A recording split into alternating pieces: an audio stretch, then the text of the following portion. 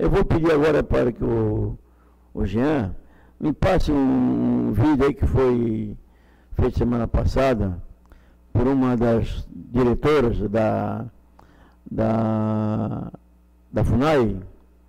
Então a FUNAI hoje, os colegas brasileiros estão se achando assim que agora com o Lula vão criar mais milhões e milhões de terra indígena e não querem saber quem está em terra indígena, quem está lá em cima há mais de 50 anos, mais de 100 anos. Essa briga que eu já venho travando aqui de muito tempo, alguns vereadores já me acompanharam lá em Brasília com o ministro da Justiça. Eu quero assim, parabenizar e agradecer ao Espírito Santo por tudo que ele fez, que não deixou o presidente da República sancionar, que foi demarcado, sancionar. Eu estou falando aqui exclusivamente do trecho da Palhoça, que é iniciado do Brito do Morro dos Cavalos. Não deixou sancionar aquela lei. Vocês imaginem, os colegas vereadores, vocês vão ver aqui, a felicidade de uma diretora da FUNAI em saber que vai tirar todo esse povo, mas ela não sabe as consequências que poderá ocasionar. Pessoas que moram ali há mais de 200 anos. Veio as avós, pai, e hoje são os filhos, agora vai para os netos, pessoas com escritura pública, saber que vão sair de cima e só vão receber indenização da benfeitoria que foram feitas em cima do terreno. E aquelas pessoas que não têm benfeitoria e têm um terreno pagando IPTU há mais de 30 anos, ou há mais de 50 anos. Isso é dolorido. Vocês vão ver derrame de sangue. Olhem bem, o que eu estou falando aqui está gravado. Vocês vão ver derrame de sangue naquela região, aqui do Morro dos Cavalos, da Enseada do Brito e do Maciambu Pequeno, Maciambu de Fora. Vocês não imaginam o que vai acontecer. A pressão que eu estou recebendo. Cidadão que já saiu de ali, já está apavorado com pressão, porque agora, ainda por infelicidade nossa, mais uma das índias que moravam aqui no Morro dos Cavalos, também é uma das diretoras lá na FUNAI em Brasília. Então ficou pior para nós ainda e melhor para eles. Mas eu ainda confio na Justiça. Estou aqui pedindo aos colegas vereadores que vamos acionar o governo do Estado. O governador já tem uma ação lá no Supremo Tribunal Federal. Eu tenho certeza que se nós, junto com o governador do Estado, junto com o secretário da Saúde, da Agricultura, vamos tomar uma posição e vamos tentar resolver da melhor forma possível o sofrimento desse povo da Enseada do Brito e do Morro dos Cavalos, que não estão conseguindo dormir. Então, pessoas que nunca tomaram remédio para dormir, estão tomando remédio para dormir hoje, com aquela preocupação do Lula amanhã assinar e eles têm que sair. Isso é dolorido. Vocês imaginam, se está na sua casa, tem que sair. Eu passo o vídeo, por favor, senhor nosso Jean. 1.500.000 hectares. Vamos ouvir. Nós temos 14 processos identificados já, que estão com os estudos prontos, né, já concluídos, já tem a portaria declaratória. Nós temos uma terra no Ceará, 2 terras na Bahia, uma terra na Paraíba, aí Santa Catarina, Rio Grande do Sul, Acre, Amazonas e Mato Grosso. Então esses processos estão prontos e a gente espera também que o presidente Lula possa assinar a homologação.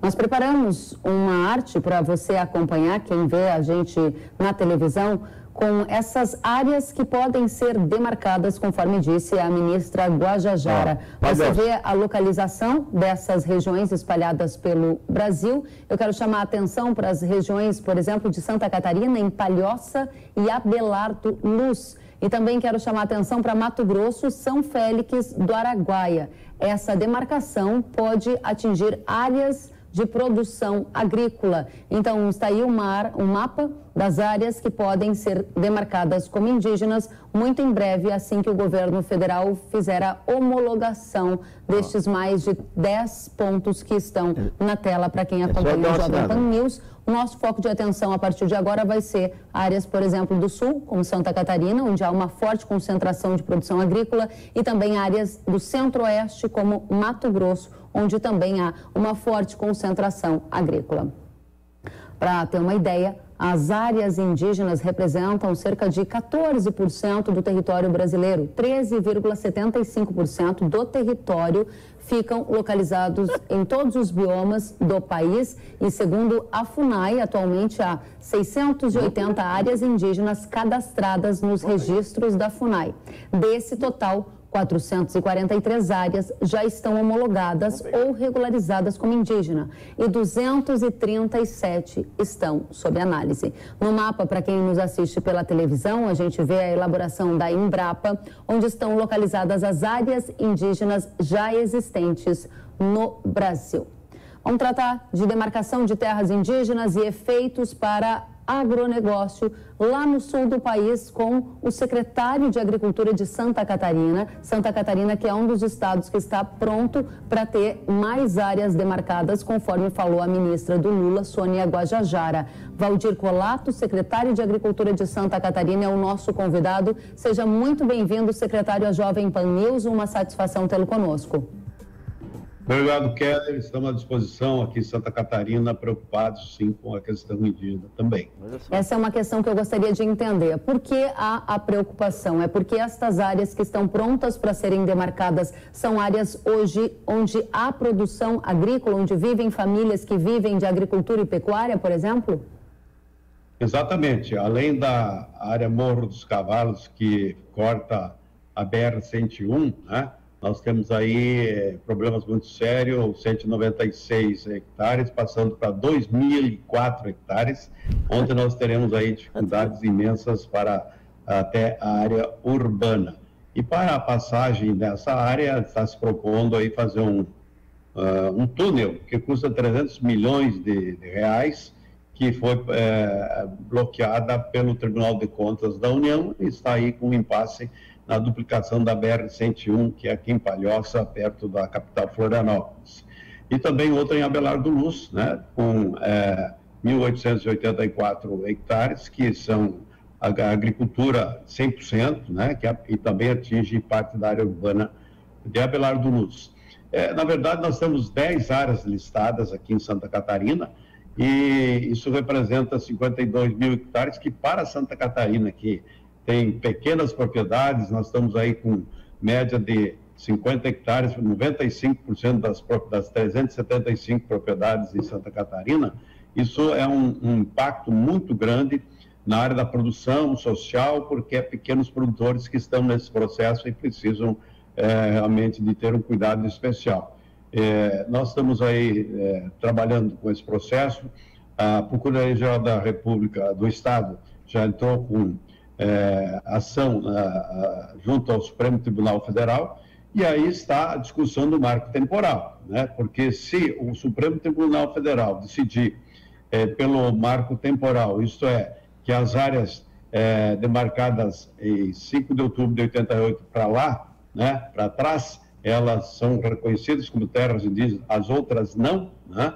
Se esse marco temporal for aprovado pelo Supremo Tribunal Federal, todas as áreas que têm algum tipo de estudo, elas levarão em conta a imemorialidade, né, e o direito originário de você tornar essas terras indígenas. Como a ministra está falando, né, alegremente, apenas ela está desconsiderando a população brasileira, o agricultor que está produzindo alimentos que chega na mesa e sem qualquer critério, apenas criando mais áreas. Nós temos hoje, como se falou, em torno de 14% no Brasil.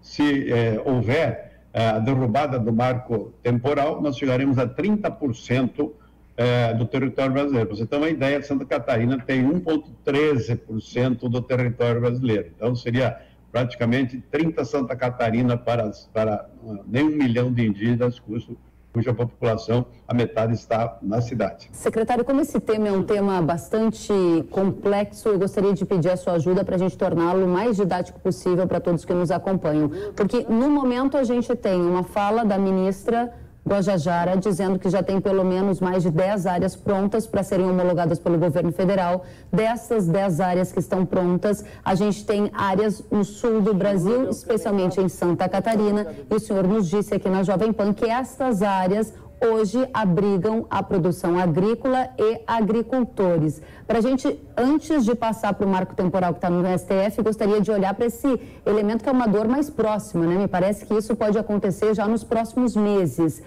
Pode acontecer nos próximos meses dessa homologação do governo acontecer? E segundo, se acontecer, quantos agricultores serão impactados? Terão que disputar a mesma área indígenas, porque vai ser uma condição complexa, não? Nessas 10 áreas, as anunciadas foram 2 áreas, que é a Morro dos Cavalos, que pega também perímetro urbano, e Imbu, que é em Abelardo Luz. Aí nós temos nessas 2 áreas mais ou menos 500 famílias, né, que são produtores, que produzem milho, arroz, soja, suínos, aves, leite, enfim, todo um processo. E também pegam parte de áreas urbanas, né, que deverão, então, ser tornadas indígenas, que a gente não sabe exatamente quantas pessoas impacta, mas com certeza muita gente está dentro dessas áreas que estão pré-demarcadas. As famílias de agricultores familiares, ou seja, são propriedades com cerca de 50 hectares, que tipo de produção o senhor já respondeu? Tem soja, tem milho, tem pecuária leiteira, imagino.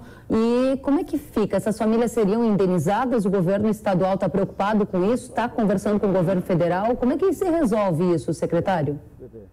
Há um conceito de que, se as áreas forem reconhecidas indígenas, elas voltam às origens, que é os indígenas. Então, elas são propriedade dos indígenas, e elas passam, então, aliás, elas são concessões para os indígenas, porque são terras ditas, então, devolutas, que pertencem à União. Então, não tem direito à indenização, a não ser as benfeitorias, e aquelas que segundo eles, foram construídas de boa-fé. Boa-fé, não sei o que o pessoal entende disso, mas dizer que alguém soubesse que era de terra indígena e fosse construir alguma coisa lá. Mas são áreas com 150 anos de escritura pública dada pelo Estado, né, e que foi agora querendo ser transformado em indígena. Então, na verdade, teria que, se você ver legalmente, o Estado indenizar os agricultores, porque hoje essas áreas são propriedade do Estado. Só que aí a gente chega num ponto ainda mais delicado, secretário, que são famílias que há décadas construíram as suas histórias nesses lugares, e se eu gostaria de entender, elas têm o título de propriedade, e aí elas estão sendo convidadas a se retirar, grosseiramente dizendo, com uma mão na frente e outra atrás?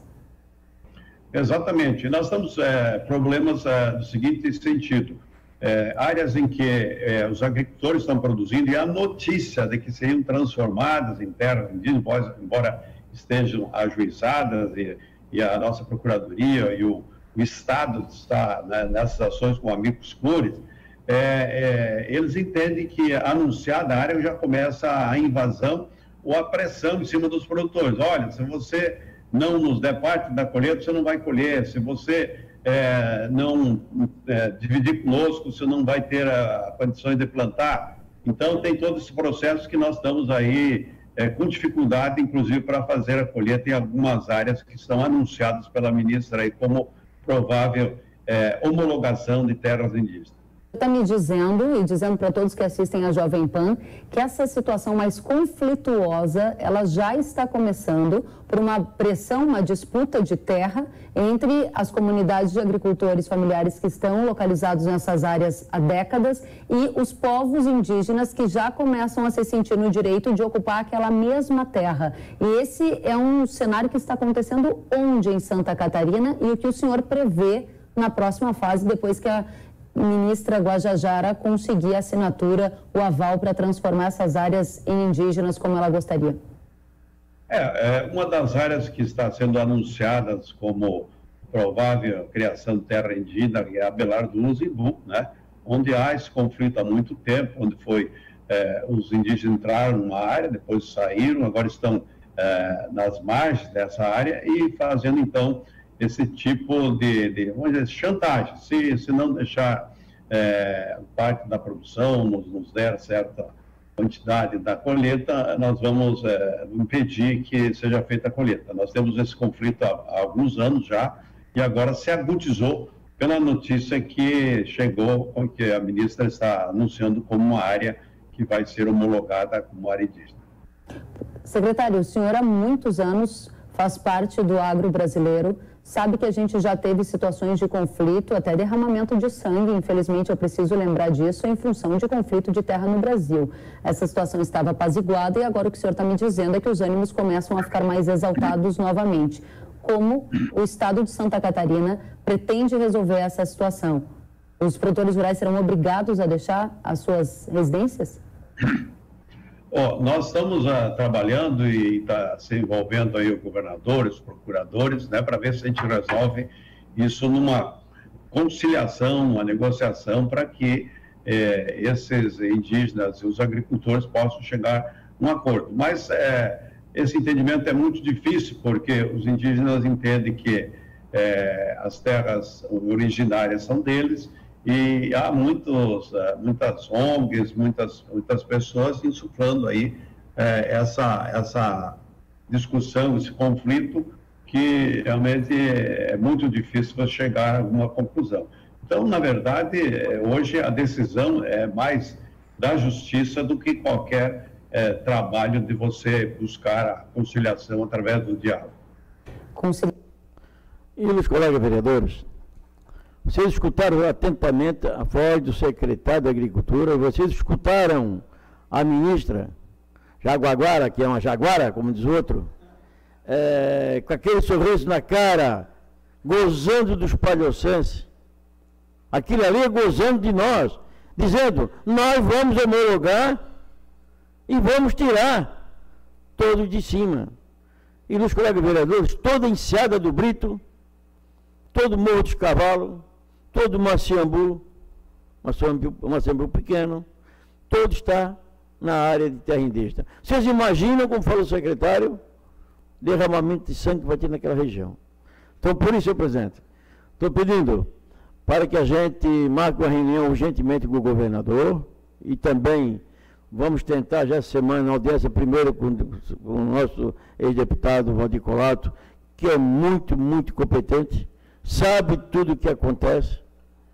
Vamos tentar reverter da melhor forma possível, para depois dessas duas reuniões com o secretário e com o governador, a gente tentar em Brasília, da melhor forma possível, para que a gente possa tomar posição. Eu conversei com o senador Espelho a mim, essa semana, contando o relato do fato que houve ali no Maciambu, que um cidadão, com a pressão que estava recebendo, morando no lado da antiga, aquela boate na descida do Morro dos Cavalos que tinha ali, a Bastiana, ele recebeu tanta pressão que ele foi obrigado a ser mais a mulher e o filho deixar a casa com o cunhado dele, o irmão dele. E os indígenas foram lá e disseram, vai ter que sair daqui porque essa casa aqui é nossa. A pressão é tão grande, que infelizmente eles não gravaram nada. E o Esperidão me impediu. Pitanta, eu só vou lá no ministro, essa ministra Jaguara que tem lá, levar, se eu tiver prova de algum documento da comunidade recebendo essa pressão. E ele fez um pedido para mim, para que eu reunisse aqui a mesa diretora da Casa Legislativa e nós fôssemos no Ministério Público Federal relatar o que está acontecendo.